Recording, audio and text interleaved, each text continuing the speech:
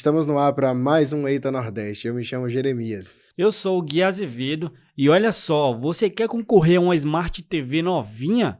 Quer saber como participar? É fácil, sendo cliente da Paramerinet.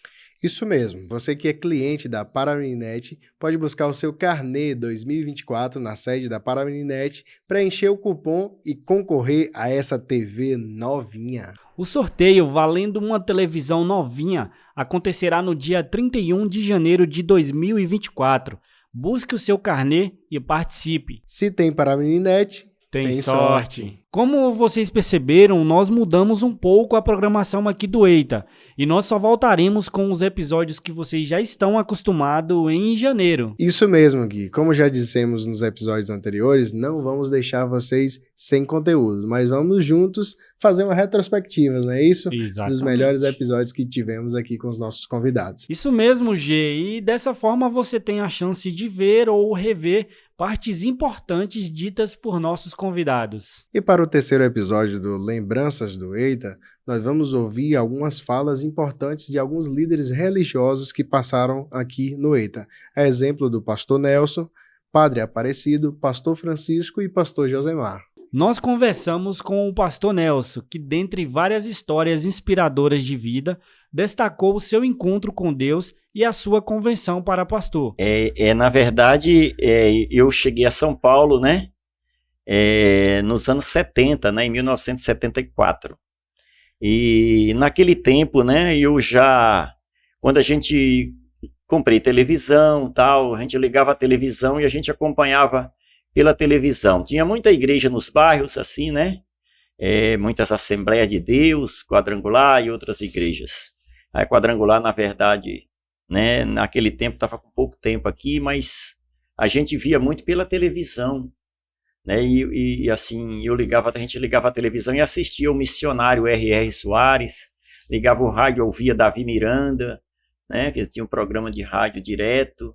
E quando a gente chega na cidade grande, a gente fica mais recluso dentro de casa, não sai muito, até que você se adapte, conheça o lugar, sabe, conhece pessoas, horários para sair de casa.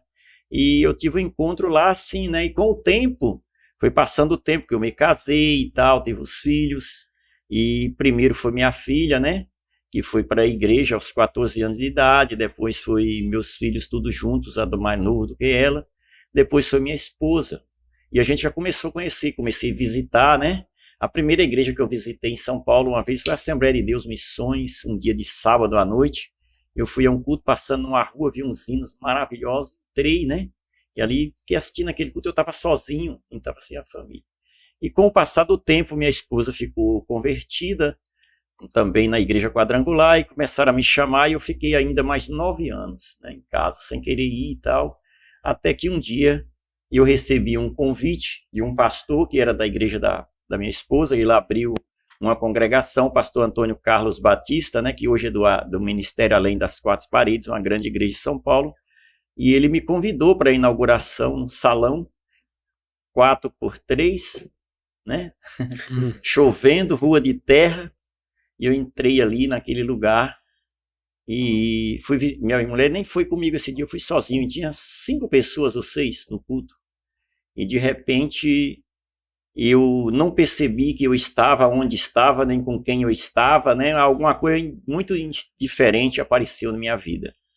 E quando o pastor, isso foi no ano de 2000, né? Foi no ano de 2000, foi em mês de abril, né? Não me lembro a data agora, mas no ano de 2000. Quando eu percebi, quando o convite foi feito, quando eu percebi onde eu já estava na frente do pastor e com a mão levantada. Mas eu não via e nem sabia onde estava. Isso foi algo sobrenatural. Ali eu aceitei Cristo naquele dia. 3 meses depois eu me batizei. Fui imediatamente naquele mesmo ano fazer faculdade pastoral, estudar no MEC em São Paulo, 4 anos. E ali fiquei. Foi um encontro que eu tive com Deus, ali naquele lugar tremendo. Aquela igreja hoje, ela tem aproximadamente 100 jovens no grupo de jovens, né? Isso há 23 anos que o pastor Antônio está naquele local. E ali eu fiquei, trabalhei. Eu não me lembro de ter faltado um culto até hoje na minha vida, né? São 23 anos de convertido. E eu fui muito benéfico na minha vida. Eu tive uma experiência tremenda com Deus, né? A gente, na cidade grande, se a gente não decidir por um caminho correto, o caminho errado não tem volta. Realmente. E a fé me ajudou muito, me libertar de muita coisa. O encontro com Deus foi tremendo na minha vida. Realmente a história bonita. E pastor, quando foi que você decidiu ser pastor, ou seja, um líder religioso? Na verdade, eu não tive planos para isso. Eu me converti por esse chamado, mas fiz a faculdade para conhecimento, mas eu não tinha intenção de ser pastor e nunca planejei ser assim. Nunca tive esses planos na minha vida. Isso foi revelado para mim um ano antes de eu me aposentar, pelo próprio pastor Antônio Carlos Batista, que falou para mim um ano antes de eu me aposentar, que meus planos era congregar, auxiliar alguém, ter uma oportunidade de louvar um cântico, falar uma palavra, mas eu não tinha planos de ser pastor, não. Eu, na verdade, um ano antes de eu me aposentar, eu já tinha avisado para meu pastor, que eu era líder de homens, né? Ele auxiliava ele lá, que ele fosse providenciando outro, que eu ia morar na Praia Grande, né? Meus projetos, né? Como a gente vive uma vida meio escrava de tanto trabalho, quando a gente aposenta, quer liberdade. E eu queria verdadeiramente ir para a Praia Grande, que era o lugar onde eu frequentava com minha família aos domingos. Então a cidade de Santos, da Baixada Santista, muito bonita, tinha umas praias lindas, né? E meu projeto era ir para lá. Eu cheguei no meu pastor, fui falar isso para ele um dia de domingo, depois do culto, ele estava orando ainda, ele me chamou no escritório e disse assim para mim: acalma seu coração, tira isso do seu coração, tira negócio de praia do seu coração, porque você vai para o sertão. Você não vai para a praia, você vai voltar para o sertão para pregar a palavra de Deus. Pastor, já está tudo mais ou menos encaminhado, né? Até já fui ver alguma moradia e tal. Não, você tira isso do seu coração, fique em paz. Daqui a um ano você vai estar aposentado e você vai voltar para o sertão novamente. Você vai. Falei, não, então a gente vai ver isso. Então eu recebo. Eu brinquei com ele, né? E um ano depois eu estava aposentado. Aí eu vim passar aqui uns 8 meses na minha cidade, né, de origem, para mim poder ver meus parentes, os amigos, ficar por aqui um tempo, descansando, para mim voltar, porque até então eu precisava passar pela convenção ainda, para receber o título de pastor, e eu não ia, para mim eu não ia exercer, eu só ia passar pela convenção, porque eu tinha feito a faculdade. Mas nisso, que eu cheguei aqui, que eu ia voltar, e a convenção era exatamente na Praia Grande, num centro de eventos. Falei, aqui mesmo eu já fico por aqui. Eu voltei lá mais de jeito nenhum. Quando eu cheguei aqui, encontrei uma igreja necessitando de um obreiro para trabalhar, e o dirigente da igreja me convidou para entrar na igreja para ficar ali administrando para ele por um tempo. Eu e um amigo meu, Rafael, nós ficamos, ele novo convertido ainda, já com mais um tempo. E quando eu entrei na igreja, que eu percebi o povo, que eu comecei a trabalhar com gente, com a necessidade de cada um, pronto, aí eu me envolvi com eles e comecei a ter algumas visões de Deus no meu coração e dali não saí mais, né? Daquele tempo as coisas evoluíram, naturalmente no começo do meu ministério eu vi cancerosos curados e aquilo foi me mostrando, Deus foi me dando revelação da palavra. E eu fiz mais 5 anos de faculdade aqui, né? Salvador, Conquista, fui fazer provas em São Paulo. E quando eu concluí os 9 anos do doutorado, o TCC, o pós-graduação, aí eu recebi o título de ministro da Palavra de Deus. Mas até então aí eu já estava tão envolvido com a igreja, eu já tinha o título de pastor, já tinha tudo que eu nem sabia mais. Eu já estava trabalhando e vivendo exclusivamente para os outros e não para mim mais. Gui, esteve com a gente aqui o padre Aparecido.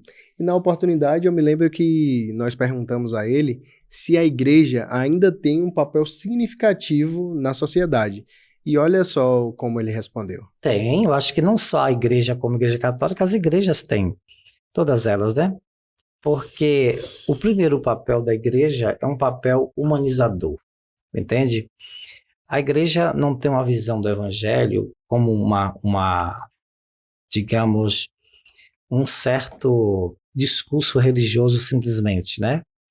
mas ela também aproveita disso ou usa dessa forma para também despertar nas pessoas a humanidade. Nós precisamos ser irmãos uns dos outros. E aí que entra a dimensão do testemunho. Quando a gente fundou aqui o grupo da caridade, que é um grupo que faz a arrecadação de alimentos para entregar às famílias, isso é para dizer também, é um gesto pequeno, né? As necessidades são muito grandes das pessoas. Mas se tem alguém passando fome, é uma grande vergonha para uma sociedade que tem muita riqueza. Então a igreja precisa despertar nas pessoas de que a riqueza não é só para uma pessoa. Todo mundo pode usufruir daquilo que é de Deus, né? Então despertar a consciência de que a criação primeiro é de Deus e nós estamos aqui para criar entre nós um vínculo familiar ao ponto de não haver necessitado entre nós. Então ela trabalha muito com a dimensão da evangelização, né? Como despertar nas pessoas uma relação com Deus, que isso possa trazer para elas condições para que elas vivem valores, né, a partir da família e tal, mas também que elas não sejam só espectadoras, né, pessoas que olham para cima e que acham que tem uma fé, que quer viver ela e Deus, mas também que ela se sensibilize e também faça alguma coisa, que elas consigam colocar a mão na massa, né, fazer alguma coisa pelos outros. E aí tem muita coisa para fazer. E uma deles é a parte da caridade, da forma, a dimensão social. Então a igreja, ela tem muito essa visão muito, muito ampla do que o evangelho é, né? Agora, dentro de um mundo em que nós disputamos com a mídia, e a mídia são muito mais eficientes do que nós, tá? Eu acho que todo mundo sente essa dificuldade. Nós estamos num mundo de disputa de território, tá? Então, o que a igreja faz? A igreja, ela tem uma consciência muito grande. Nós somos conduzidos pelo Espírito Santo, né? Então, o Espírito Santo vai soprando e dando à igreja a condição para que ela enxergue o caminho. A igreja ora o tempo todo, a igreja reza, todos nós rezamos pela obra que Cristo nos deixou. Então, vamos aprendendo também com os erros, com as limitações que são grandes, mas também as possibilidades que a gente vê em influenciar a sociedade também é muito grande, né? Quando nós temos um Papa, ele é o perfil da igreja, que é missionária. É uma igreja em saída. Assim, o que está acontecendo não é para fazer a gente recuar, pelo contrário. Porque nós também temos que aprender. O mundo nos ensina muito, né? Tem muita coisa para aprender com o mundo, né? Coisas boas.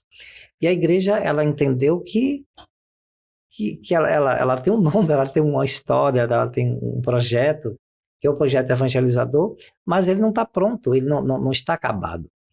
Então, nós podemos aprender também com as tecnologias, com a ciência, com a experiência. Por isso que nós não somos uma igreja de quatro paredes, somos uma igreja do mundo mesmo, né? É uma igreja da abordagem, da convivência, do envolvimento e, sobretudo, com as questões mais assim, digamos, nevrálgicas. Nevrálgicas são aquelas questões mais complicadas da humanidade, né? Então, o Papa, ele, agora com a guerra da Ucrânia, ele certamente escreve documentos, ele conversa com os líderes. Se ele vai nos países que não são de identidade católica ou cristã, ele é bem recebido, né? Porque o que ele vai dizer é uma coisa para ajudar a humanidade. Ele não vai lá pregar que todo mundo tem que ser católico. Mas a base do evangelho é o amor. Então nós precisamos, nas diferenças, nos amar, porque as diferenças nossas são de Deus. E Deus quis que nós fôssemos diferentes. Isso é uma riqueza. Isso não deveria não nos atrapalhar, mas pelo contrário, nos unir muito mais, porque nós podemos oferecer ao outro aquilo que o outro não tem. Então, depois tem terra para todo mundo, tem dinheiro para todo mundo, tem tudo para todo mundo. É uma questão mesmo de fazer aquilo que o Evangelho já nos apresenta, que é a dimensão da partilha. O amor deve influenciar isso. Então, a defesa da vida, né, da ecologia, é uma bandeira que a igreja levanta, tem a defesa dos pobres, tá? Temos muitos trabalhos relacionados à dimensão da caridade social. Então a igreja ela tem muita coisa. E muita gente assim que envolve com isso, né? Agora também a igreja se posiciona da seguinte forma. A gente aprende com os erros e aquilo que é no mundo tão difícil da gente lidar, vamos aprender com isso, encontrar um jeito sempre novo de evangelizar, tá? Então, assim, é bem por aí mesmo. Antes de continuarmos com essa nova modalidade aqui do EITAG, lembrando algumas partes importantes de convidados que passaram por aqui, eu gostaria de convidar você que está nos assistindo nesse momento que ainda não é inscrito aqui no nosso canal. Imagina que só 20% da nossa audiência é inscrito. Então, aproveita, se inscreve aí, é de graça, você não paga nada. Deixa aí também um comentário sobre o que você está achando dessa nova modalidade. E você também pode nos seguir no Spotify. Assim você vai receber as notificações de todos os novos episódios. Lembrar você também que nós estamos disponíveis na Rádio Cultural FM 87,9. Toda sexta-feira a partir do meio-dia. E eu quero mandar um abraço especial aqui para o nosso amigo Márcio Emerson. Não é isso mesmo, G? É isso mesmo. Ele que nos cedeu a oportunidade de estarmos aí na sintonia juntamente com vocês todas as sexta-feira a partir do meio-dia. Lembrando, Gui, que as canecas do EITA aqui, ó, canecas personalizadas com o logo do EITA, está disponível para você. Você pode estar adquirindo a sua através do direct, pode entrar lá no nosso Instagram, através do direct, comprar a sua, ou até mesmo pegar fisicamente aqui na loja Doce Presentes da nossa amiga Ireni. Você pode vir aqui, já comprar aquele chocolate delicioso da Cacau Show, aproveitar essa época também do ano, né, Gui? Comprar algumas coisas ali deliciosas ali na Cacau Show e adquirir também a sua caneca do EITA Nordeste. E Gui, tem prêmio aí no Janeirão, viu? Olha, janeiro de 2024 vai bacana. entrar com tudo, viu? E tem, para quem é cliente da Paramelinet, assim como eu e você somos clientes da Paramelinet, se nós irmos lá na loja da Paramelinet e pegarmos o nosso carnê ali da Paramelinet, vamos ter a oportunidade de preencher o cupom e concorrer a uma televisão, a uma Smart TV novinha, Gui. Olha que bacana, Novinha. Eu já vou lá buscar o meu, viu? É isso mesmo, nós temos que ir lá buscar e garantir essa Smart TV pra nós, viu? Ó, botar uma Smart TV novinha no Vai EITA ficar aqui, bacana, hein? vai ficar bom demais. Mas, Gui, eu quero saber o seguinte, como foi as demais participações aí? G, teve uma fala que me chamou muita atenção aqui. Foi quando o pastor Francisco falou sobre o processo de evangelização e afirmou que a alma pertence a Deus. Então, é aquilo que eu já falei, né? A Bíblia diz que o quão bom e quão suave é que os irmãos vivam em união. Por exemplo, aqui houve já 2 festas dos evangélicos aqui na cidade. O Jeremias lembra que a gente fizemos, né? Foi isso. Foi um trabalho bom. Todas as igrejas uniu as suas forças e fez o trabalho.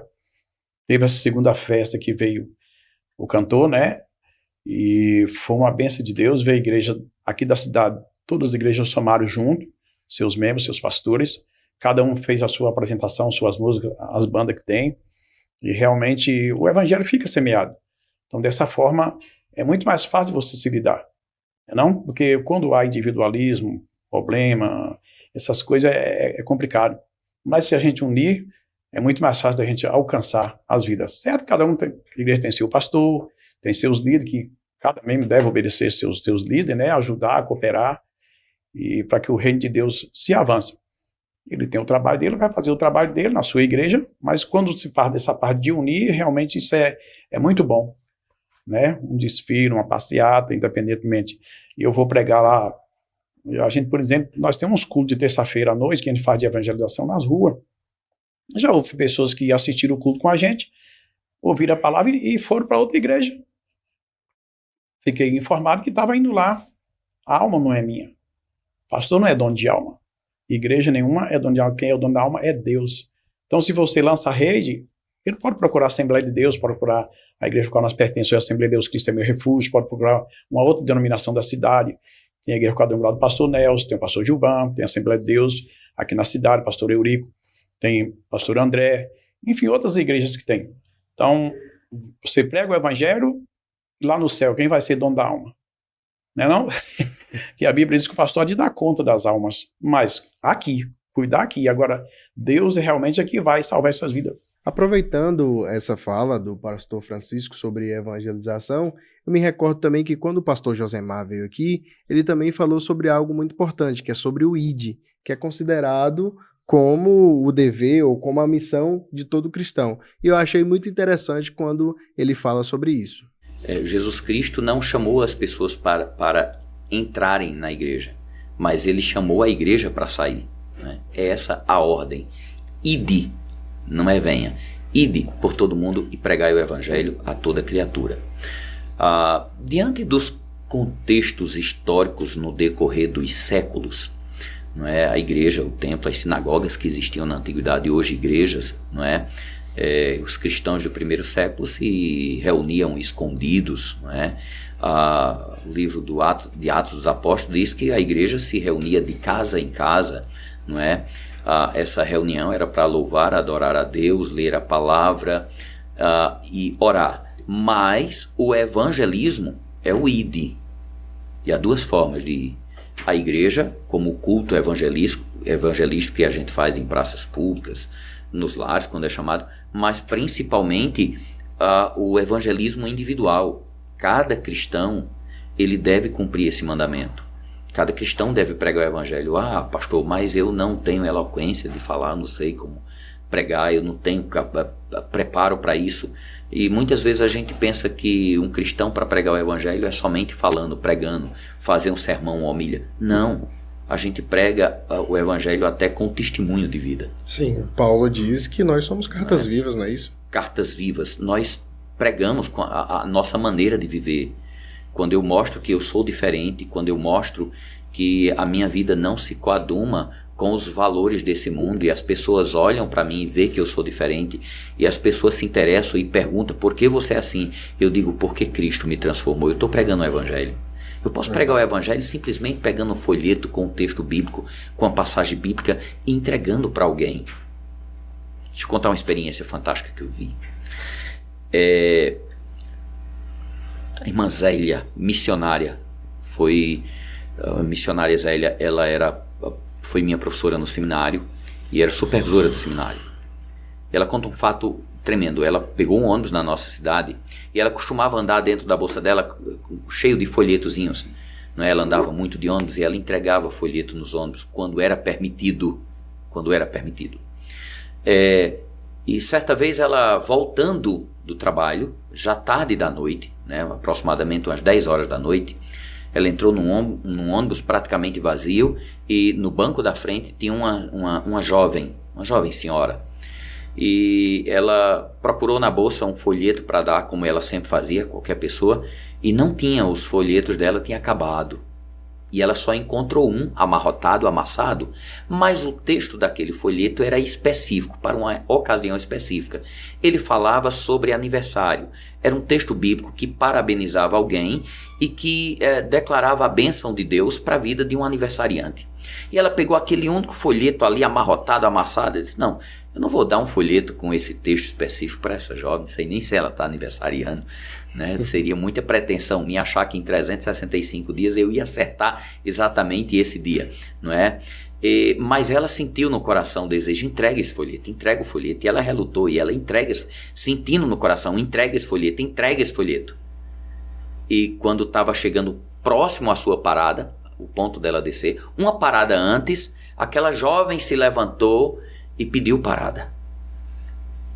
E ela, angustiada, quando a jovem ia descendo na escadaria do ônibus, ela não resistiu, correu e desceu junto com a jovem, porque não ia dar tempo. E quando já na calçada, ela foi e disse, Deus mandou lhe entregar isso. E aquela jovem pegou o folheto, ela disse, eu vou seguir uma parada a pé para chegar em casa, porque a parada dela era mais à frente. E aquela jovem pegou o folheto e começou a ler, era mais ou menos umas 10 horas da noite, e quando ela começou a ler, começou a descer lágrimas nos olhos, e ela ficou preocupada, nossa, moça, você está bem? Alguma coisa que eu fiz? Ela disse, não, Deus me ama. Ela disse, o que foi que houve? E aquela jovem falou para ela, eu vinha no ônibus do meu trabalho brigando com Deus, orando com Deus. Ela não era evangélica. E ela vinha revoltada com Deus e ela dizia, qual era a minha revolta? Eu estava dizendo, Deus, o Senhor não existe. Se o Senhor existe, me prove que o Senhor existe. E por que a revolta dela? Ela disse, na minha família, no meu local de trabalho, eu sou a agenda de todo mundo. Toda vez que tem um aniversariante na minha família, eu sou o primeiro a mandar parabéns, eu sou o primeiro a alertar a família toda. No meu local de trabalho, toda vez que tem um aniversariante dos meus colegas de trabalho, eu sou o primeiro, sou eu quem leva um bolinho, sou eu quem leva umas bolinhas, sou eu quem agita a turma. E hoje é o meu aniversário. E ninguém se lembrou. Nem na minha família, nem no meu local de trabalho. Eu lembro de todo mundo e ninguém se lembrou do meu. Nem o meu esposo se lembrou de mim. Nem os meus filhos. E eu estava revoltada e dizendo assim, Deus, se o Senhor existe, então pelo menos o Senhor se lembre que hoje é meu aniversário. Me dê uma prova que o Senhor existe. Porque todo mundo se esqueceu de mim. Até o Senhor se esqueceu de mim. E ela disse que quando ela disse amém para aquela oração revoltada, ela tocou no ombro dela e entregou aquele folheto, dando parabéns, né? Aquela jovem se converteu e ela passou a entender naquele momento que Deus se importava com ela. Então, a mensagem do Evangelho é essa. Não é simplesmente chegar e pregar numa praça pública. Isso é papel da igreja. Mas a gente prega o Evangelho com as simples coisas. Entregando um folheto, orando por alguém, visitando alguém, testemunhando com a minha vida, como você bem citou, o apóstolo Paulo, somos cartas vivas. Então isso é o ide por todo mundo e pregar o Evangelho, né? Só que o que a gente vê é que hoje, né, na atualidade, as igrejas acham que pregar o Evangelho é somente um culto público ou um culto na igreja. E muitas igrejas, independente da denominação, está abrindo mão disso. Por isso que a gente já não vê mais tanto evangelismo de impacto lá fora. Pessoal, esses foram apenas alguns trechos de episódios inspiradores que tivemos com alguns líderes religiosos aqui da nossa região. Você pode conferir todos clicando nos links que vão estar aqui na descrição do vídeo ou então clicando no card aqui. Acesse aí e confira essas histórias que são realmente muito inspiradoras. É isso mesmo, Gui. E assim nós chegamos ao fim de mais uma retrospectiva aqui nos nossos Lembranças do EITA. Queremos agradecer a todos vocês que ficaram até agora aí, nos assistindo pelo YouTube, aqueles que estão também nos ouvindo pela rádio, nosso muito obrigado.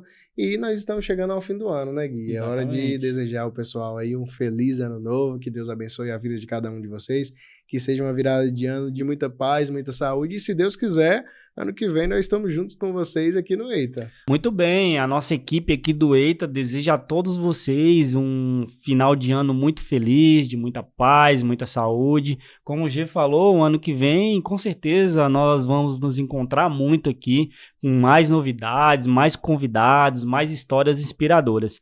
Então, que Deus abençoe a todos vocês e a gente se encontra no próximo episódio. É isso mesmo. Fiquem com Deus. E até o próximo EITA Nordeste, que se inicia em 2024.